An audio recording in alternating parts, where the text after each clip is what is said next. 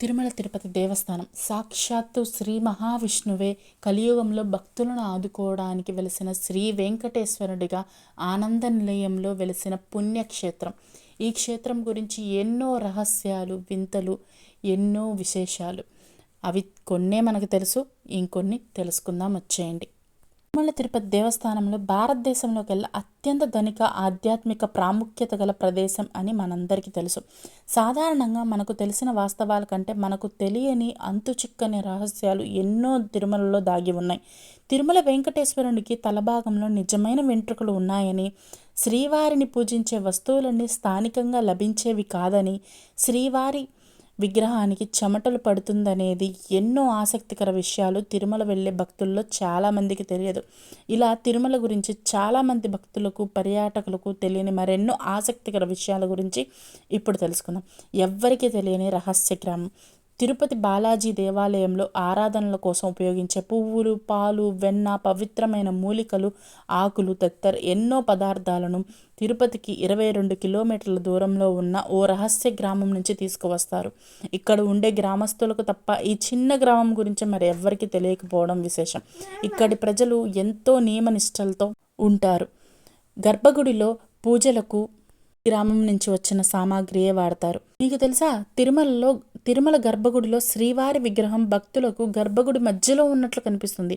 అయితే నిజానికి శ్రీవారి విగ్రహం గర్భగుడి మధ్యలో ఉండదు. గర్భగుడికి కుడివైపు మూలగా శ్రీవారి విగ్రహం ఉంటుంది. సరిగ్గా గమనిస్తే ఇది మీకు స్పష్టమవుతుంది. కానీ మనం వెళ్ళినప్పుడు జస్ట్ 5 సెకండ్ల కన్నా ఉండలేమనుకోండి. వెంకటేశ్వర స్వామి వారి విగ్రహానికి పట్టు లాంటి మృదువైన, చిక్కులేని నిజమైన జుట్టు ఉంటుంది. దీని గురించి ఒక ఆసక్తికరమైన కథ కూడా ఉంది. వెంకటేశ్వరుడు భూమిపై ఉన్న సమయంలో ఊహించని ప్రమాదంలో తన జుట్టుతో కొంత భాగాన్ని కోల్పోతాడు. ఇది గమనించిన నీలాదేవి అనే గాంధర్వ యువరాణి తన జుట్టుతో కొంత భాగాన్ని కత్తిరించి శ్రీవారికి ఇస్తుంది. భక్తితో సమర్పించిన తన తలనీలాలని స్వీకరించాలని కోరుతుంది.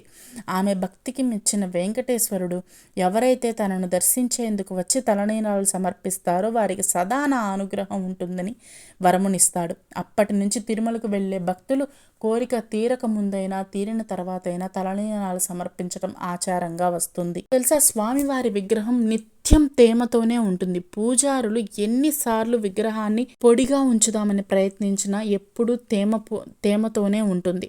శ్రీవారి విగ్రహం వెనుక నుంచి ఎప్పుడు సముద్రపు ఘోష వినిపిస్తుందనేది నమ్మలేని నిజం. స్వామివారి విగ్రహం వెనుక చెవి పెట్టి వింటే ఇది స్పష్టంగా తెలుస్తుంది. కానీ ఇది అక్కడ సేవలు చేసే అర్చకులకు మాత్రమే సాధ్యపడుతుంది. సాధారణ భక్తులకు సాధ్యపడదు. గర్భగుడిలో శ్రీవారి విగ్రహం ముందుంచే మట్టి దీపాలు ఎప్పుడూ కొండెక్కవు. స్వామివారికి దర్శనానికి వచ్చే భక్తుల యొక్క నిర్మలమైన హృదయానికి ఇవి ప్రతీకగా నిలుస్తుంటాయి. ఈ దీపాలు ఎప్పుడు ఎవరు వెలిగించారనేది ఇంతవరకు అంతు చిక్కని ప్రశ్న. పగుళ్ళు రాని శ్రీవారి విగ్రహం. ముడి కర్పూరం లేదా పచ్చ కర్పూరంను ఏదన్నా రాతికి పూస్తే ఆ రాయి అతి కొద్ది కాలంలోనే పగుళ్లకు గురి అయ్యి విచ్ఛిన్నమవుతుంది. శాస్త్రీయంగా నిరూపితమైన నిజం. కానీ శ్రీవారి విగ్రహానికి నిత్యం పచ్చకర్పూరం రాస్తున్నా ఏ మాత్రం చెక్కు చెదరకపోవడం ఆశ్చర్యకరం. దీన్ని బట్టి శ్రీవారి విగ్రహం భూమిపైన ఎక్కడా లేని అరుదైన రాతితో ఏర్పడినట్లు భావిస్తారు. శ్రీవారి విగ్రహానికి చెమటలు పట్టడం. తిరుమల శ్రీవారి విగ్రహం రాతితో మలచబడినదే అయినా ఎప్పుడు సజీవమైన జీవకళతో కనిపించడం విశేషం. స్వామివారి విగ్రహం ఎప్పుడు 110 డిగ్రీల ఫారెన్హీట్తో వేడిగా ఉంటుంది. సముద్ర మట్టానికి 3000 అడుగుల ఎత్తులో ఉండడం వలన తిరుమల పరిసరాలన్నీ చల్లగా ఉంటాయి. కానీ స్వామివారి విగ్రహం మాత్రం ఎప్పుడు ఉష్ణం కారణంగా చెమటలు చిందిస్తుంది.